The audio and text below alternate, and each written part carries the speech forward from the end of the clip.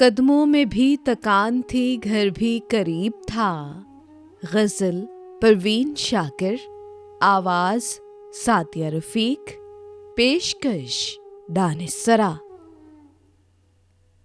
कदमों में भी तकान थी, घर भी करीब था, पर क्या करें कि अब के सफ़र ही अजीब था।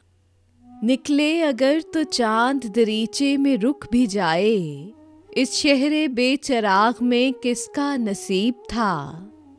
आंधी ने उन रुतों को भी बेकार कर दिया, जिनका कभी हुमा सा परिंदा नसीब था।